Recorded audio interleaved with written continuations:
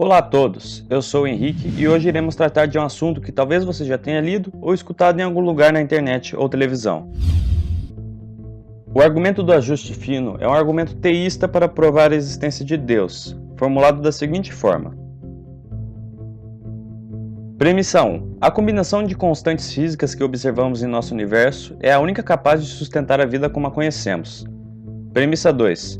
Outras combinações de constantes físicas são concebíveis. Conclusão 3. Portanto, é necessário alguma explicação por que existe a nossa combinação real de constantes físicas em vez de uma diferente. Premissa 4. A melhor explicação do fato dado é que nosso universo, com a combinação particular de constantes físicas que possui, foi criado de nada por um ser único, onipotente, onisciente, amado, eterno e interessado em sistemas orgânicos sensíveis, e que ele afinou essas constantes de uma maneira que levaria à evolução de tais sistemas. Premissa 5. Mas tal ser, como descrito em P4, é o que as pessoas querem dizer com Deus. Conclusão 6. Daí, de P4 e P5, há uma boa evidência de que Deus exista. Agora que vimos como o argumento é formulado, vamos analisar as premissas P4 e P5 utilizando duas objeções: a objeção de inadequação e a objeção das explicações alternativas.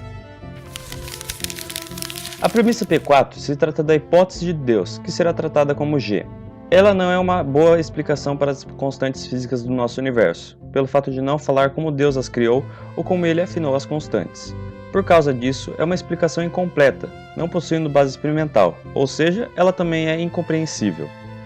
Além disso, precisamos analisar a premissa P5, mais precisamente as características de Deus, como um ser onipotente, onisciente, amoroso e eterno. Para ter criado o universo, Deus deve ter existido antes do universo. Mas então, como ele poderia possuir essas características sem o universo? Por exemplo, que tipo de ações ele realizou nesse período anterior, sendo um ser onipotente? E que tipo de coisas ele amou, sendo um ser amoroso? Algumas pessoas que defendem G dizem que as respostas são um mistério, porém isso não é satisfatório para uma explicação. Segundo G, Deus se interessou por sistemas orgânicos sensíveis, que vamos tratar como seres vivos. Então, por que ele demorou tanto tempo para desenvolvê-los, cerca de 10 bilhões de anos? E por que se limitou ao planeta Terra? Ele poderia simplesmente ter criado seres vivos desde o início, afinal ele é onipotente e onisciente. E por que ele não os criou por todo o universo, em vez de apenas uma seção insignificante? Mesmo admitindo que Deus quisesse esperar muito tempo e limitar seu interesse à Terra, ainda resta a dúvida. Se ele é amoroso, por que ele não melhorou a evolução? Por exemplo, ele poderia ter mudado o número de mutações benéficas de 1 em cada 1000 mutações por 1 em cada 5, acelerando o processo evolutivo e eliminando o sofrimento desnecessário ao longo do processo. Além disso, Deus poderia ter melhorado as condições iniciais do planeta. Por exemplo, poderia haver menos tempestades, terremotos, erupções vulcânicas e secas, bem como um equilíbrio entre germes e sistemas imunológicos dos seres vivos mais complexos. G acaba se tornando incompleto pelo fato de não explicar por que Deus, que foi dito que ama os seres vivos, não fez do jeito exemplificado.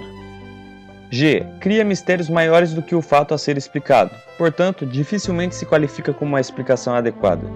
Digamos que para ser o melhor, uma explicação precisa pelo menos ser adequada, mas G não é adequada.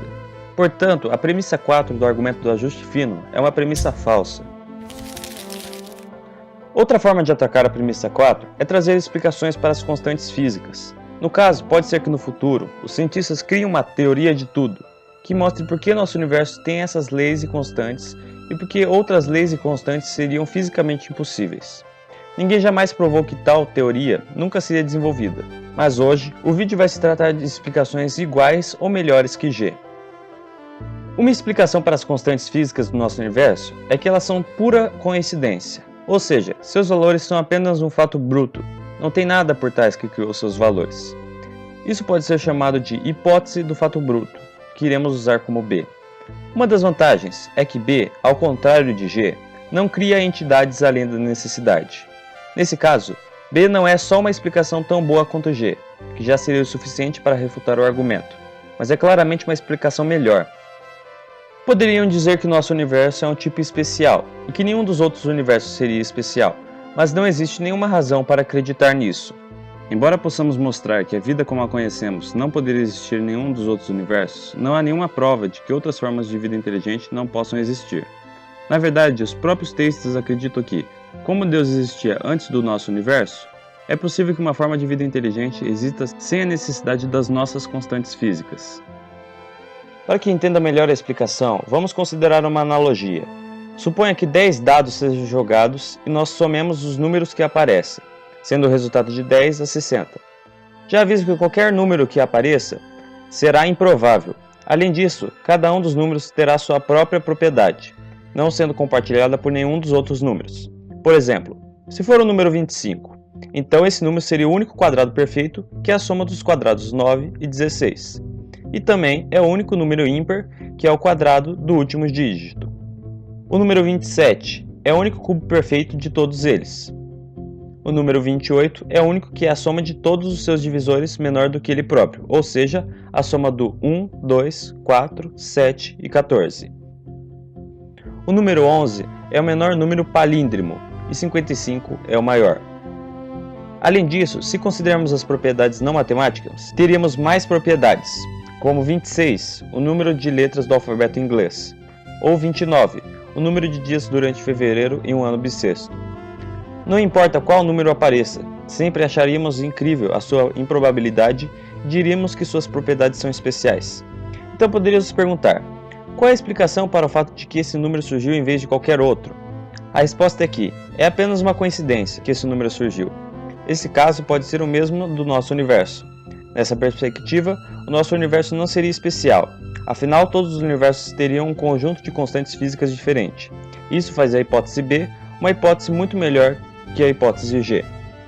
Porém, alguns escritores entendem mal a hipótese B e criam analogias ruins, como por exemplo, Huck-Ross, que faz uma analogia perto do fim do seu ensaio, Evidências Astronômicas para o Deus da Bíblia.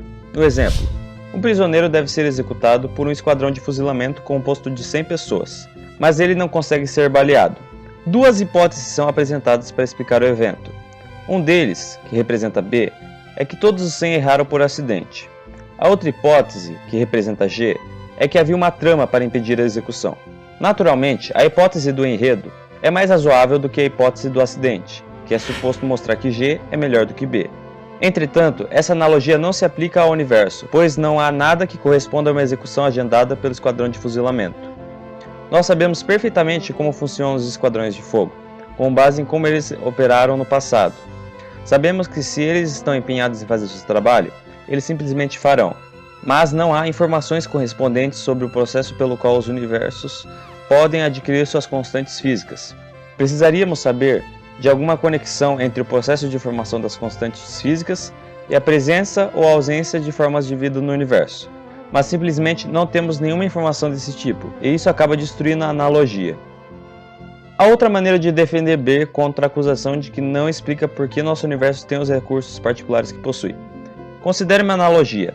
Suponha que um conjunto de dados estejam sendo jogados em grupos em várias partes do universo. Cada grupo tem 100 dados. Se 100 dados caírem com a fase 6, de repente, em um grupo, os dados ficarão conscientes. De outra forma, eles permanecerão inconscientes. Dado um número suficiente de grupos, poderia ser altamente provável que 100 dados com a fase 6 aparecessem em algum lugar. Onde quer que eles acontecessem, eles se tornariam conscientes e poderiam se perguntar por que estariam ali. A resposta é que é simplesmente uma coincidência, mas não é intrigante que o evento acontecesse em algum lugar, dado o número de grupos que participaram. Poderia ser assim com as constantes físicas. Nesse caso, a acusação contra a hipótese B é falsa, mostrando que B continua sendo melhor que G. Mas ainda há outras explicações, diferentes tanto de B quanto de G. Uma dessas explicações é que existe um grupo de seres que viajam de universo em universo mudando suas constantes físicas. Vamos chamá-los de sintonizadores finos. Eles são seres que são muito poderosos, mas não chegam a ser onipotentes. São altamente inteligentes, mas não são oniscientes. E geralmente de bom humor, mas não são amorosos. Além disso, são eternos, como Deus, mas eles podem não ter criado o nosso universo.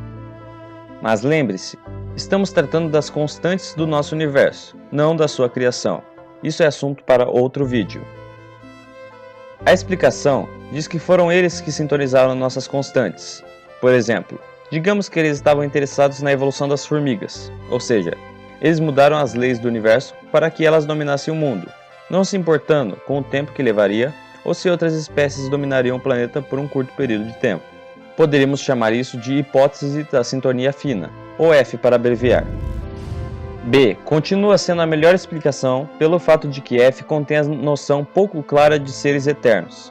Outro problema é que F não explica como os sintonizadores fazem seu trabalho. Embora F não seja tão bom quanto B, ele não é tão ruim quanto G.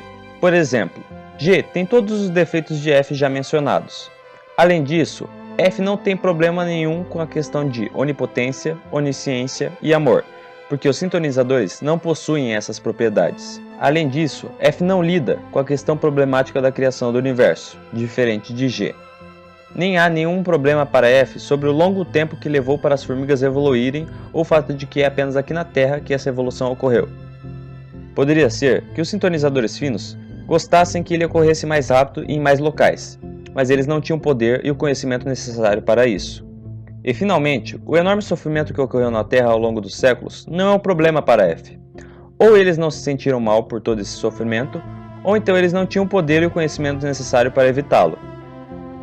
Assim, embora G e F compartilhem vários defeitos e são explicações inadequadas, ainda existem muitos outros defeitos possuídos apenas por G e não F.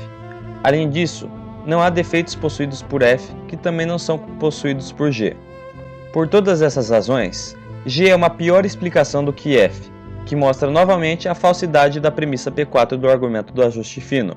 Dessa forma, podemos concluir que a premissa foi refutada e, portanto, o próprio argumento é refutado.